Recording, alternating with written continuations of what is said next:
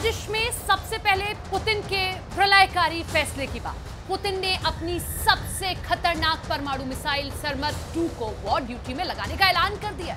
इस ऐलान के बाद यूक्रेन समेत यूरोप के कई देशों की धड़कनें बहुत ज्यादा बढ़ गई हैं, क्योंकि ये रूस का ऐसा हथियार है जिसकी काट किसी भी देश के पास नहीं है। रूस की ये मिसाइल सिर्फ 6 मिनट में ब्रिटेन को खाक में मिला सकती है।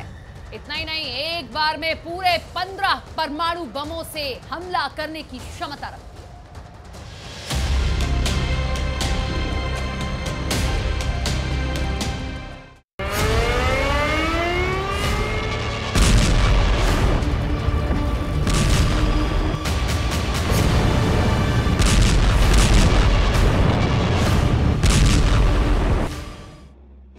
घंटे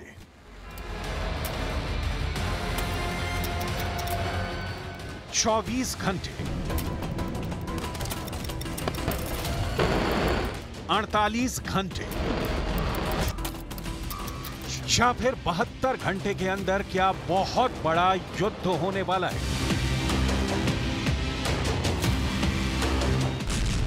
क्या दुनिया में दूसरी बार परमाणु युद्ध का खाका खिंच गया है? क्या रूस यूक्रेन युद्ध में परमाणु बमों का विस्फोट करने के लिए तैयार है? क्या जैसे दूसरे विश्व युद्ध का अंत बड़े परमाणु बम के धमाके से हुआ था, वैसे ही यूक्रेन युद्ध का अंत परमाणु हथियार के इस्तेमाल से होने वाला है?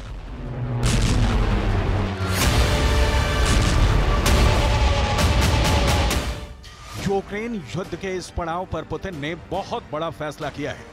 पुतिन ने अपने सबसे बड़े हथियार को युद्ध में उतारने का फैसला कर लिया है। पुतिन ने अपने उस शैतान को वॉर ड्यूटी पर लगा दिया है जिससे अमेरिका खौफ खाता है। यह रूस का एक ऐसा परमाणु हथियार है जो एक ही हमले में ब्रिटेन को डुबा सकता है, क्योंकि रूस का दावा है कि यह ऐसा परमाणु हथियार है जिसकी लंबाई 116 फीट है, जो करीब 14 मंजिला टावर की ऊंचाई के बराबर है। ऐसे में इसका इस्तेमाल रूस ने यूक्रेन के खिलाफ कर दिया तो धरती से उसका नामो निशान मिट सकता है। दावा किया गया है कि पुतिन ने अपने सबसे खतरनाक परमाणु मिसाइल सरमत 2 को जल्द तैनात करने का ऐलान कर दिया, जिसके बाद यूक्रेन समेत यूरोप के कई देशों की धड़कनें बढ़ गईं।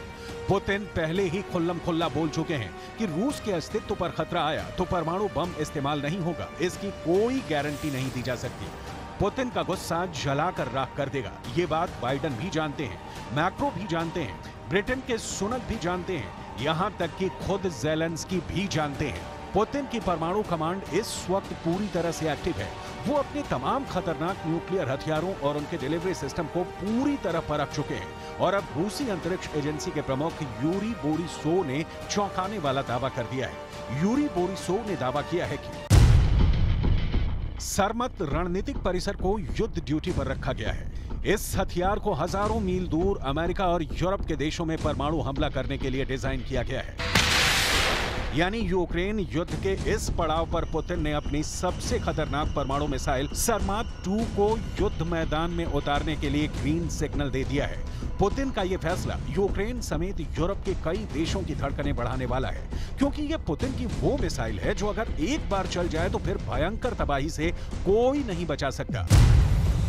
रूस तो ये दावा भी करता है कि सरमत 2 के एक प्रहार से ही ब्रिटेन और फ्रांस जैसे देश दुनिया के नक्शे से मिट जाएंगे, क्योंकि इस बैलिस्टिक मिसाइल की रेंज में दुनिया का हर कोना है। रूस का दावा है कि सरमत 2 ब्रिटेन को सिर्फ 6 मिनट में खाक में बदल सकता है।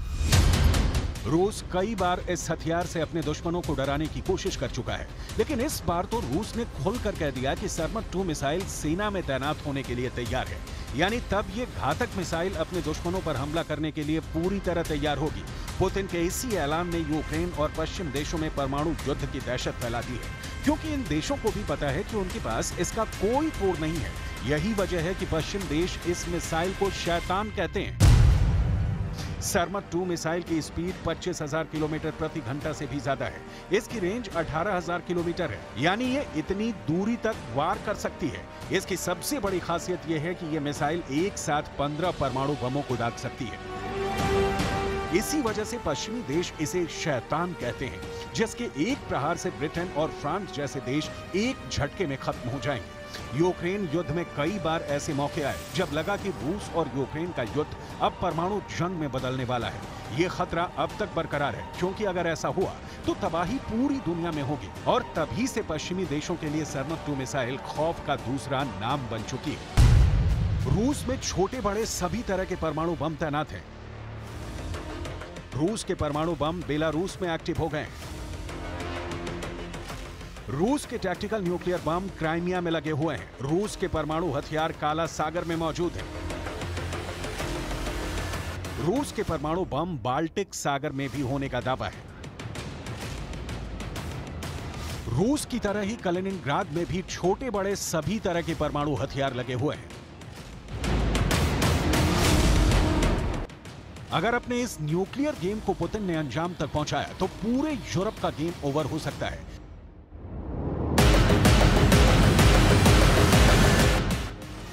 अगर ऐसा हुआ तो दुनिया ऐसा धमाका देखेगी, ऐसी तबाही की गवाह बनेगी, ऐसा खौफनाक मंजर पूरी पृथ्वी पर छा जाएगा जिसकी बराबरी हिरोशिमा और नागासाकी में हुए परमाणु धमाके मिलकर भी नहीं कर पाएंगे।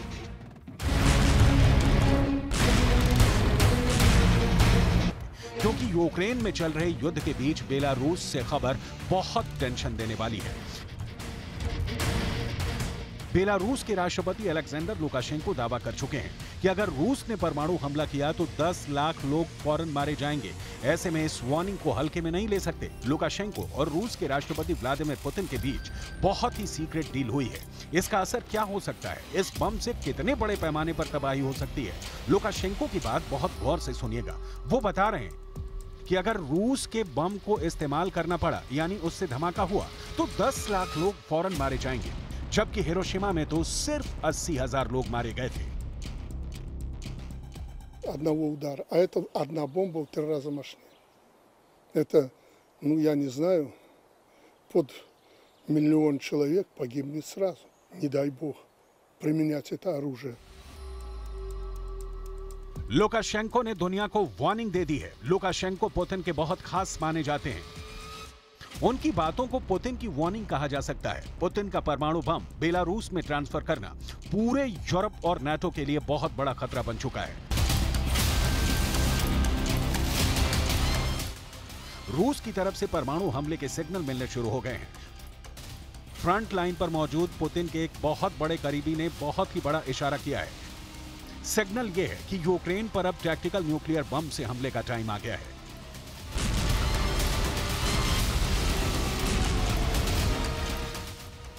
रूस के पूर्व उप प्रधानमंत्री दिमित्री रोगोजिन ने बहुत बड़े खतरे की तरफ इशारा किया है।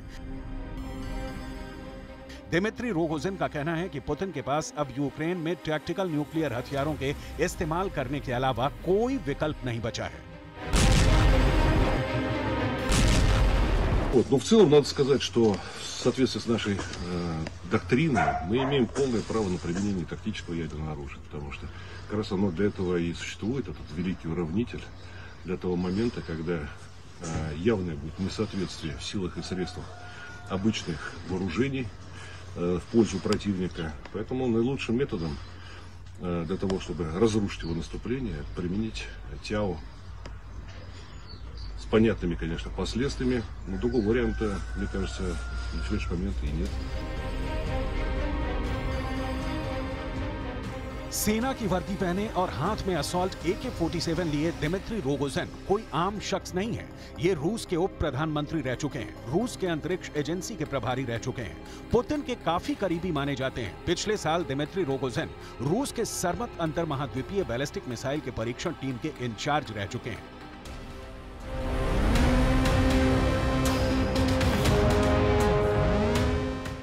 ऐसे शख्स का यह कहना कि रूस को अब टैक्टिकल न्यूक्लियर हथियारों से हमला करना ही होगा, बहुत बड़े खतरे का अलार्म बजा रहा है।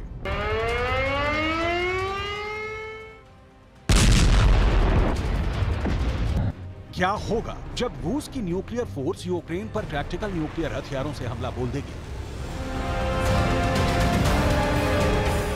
टैक्टिकल न्यूक्लियर बम से लैस रूस की परमाणु मिसाइल ठीक ऐसे ही धुआं उड़ाती, आसमान में आग लगाती, अपने लक्ष्य की ओर बढ़ चलेगी।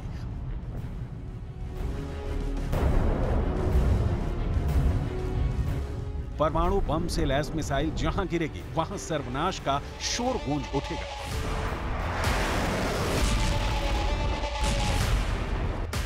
जहां विस्फोट होगा वहां तबाही का वैसा ही मंजर दिखेगा जैसा बरसों पहले जापान के हिरोशिमा और नागासाकी में देखा था।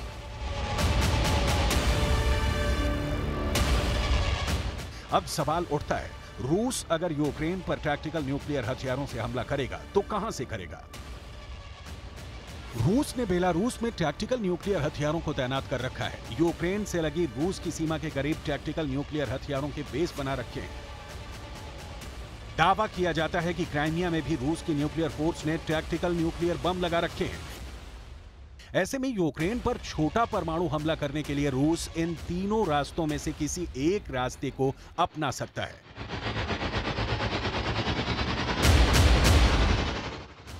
युद्ध की शुरुआत से ही रूस बार बार अपने परमाणु हथियारों की धमकी इसलिए दे रहा है क्योंकि वो दुनिया में परमाणु हथियारों का सबसे बड़ा मालिक है। रूस का टैक्टिकल न्यूक्लियर बम जहां भी गिरेगा वहां विध्वंस बड़े परमाणु बम की तरह ही करेगा। ठीक वैसी ही आग बरसेगी, ठीक वैसे ही रेडिएशन फैलेगा, लेकिन बड़े परमाणु बम के मुकाबले टैक्टिकल न्यूक्लियर बम की रेंज कम होगी।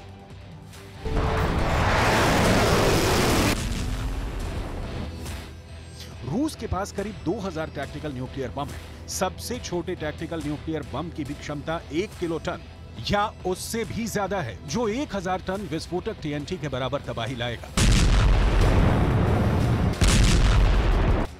दावा किया जा रहा है कि रूस इसलिए भी टैक्टिकल न्यूक्लियर बम को फोड़ने का फैसला ले सकता है क्योंकि उनका यह कदम एक तरफ यूक्रेन की हिम्मत को तोड़ देगा, तो वहीं दूसरी तरफ अमेरिका तक भी सीधा और कड़ा संदेश पहुंच जाएगा, क्योंकि रूस ने क्रेमलिन पर अटैक के पीछे सीधे सीधे अमेरिका को जिम्मेदार ठहराया है। Собственно, мы знаем, что зачастую даже сами цели определяет не Киев, а их определяют в Вашингтоне и потом доводят эти цели до Киева с тем, чтобы Киев исполнял. Не каждый раз Киеву дают и право в выборе средств. Это тоже зачастую диктуют из-за океана. Мы это хорошо знаем и отдаем себе в этом отчет.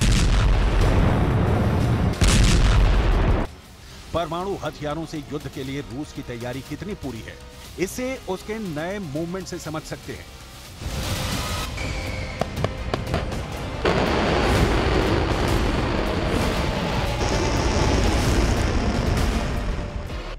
काला सागर में रूस की नौसेना ने नोवासिस्क बेस से अपना सबसे बड़ा जंगी जहाज प्योत्र मर्गोनोव काला सागर में भेज दिया है। खतरनाक युद्धपोत ही नहीं बल्कि 3 पनडुब्बियां भी काला सागर में दाखिल हो चुकी हैं।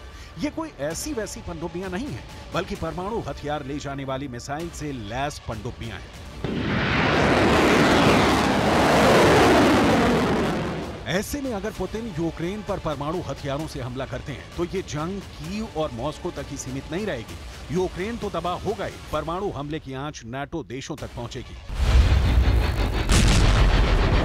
रूस के परमाणु हमले के जवाब में नाटो को एक्शन में आना होगा। ऐसे में परमाणु युद्ध में कूदना अमेरिका की मजबूरी बन जाएगी, जिसका सीधा मतलब होगा तीसरा विश्व युद्ध, और इस विश्व युद्ध की वजह बनेगी रूस की सरमत 2 परमाणु मिसाइल।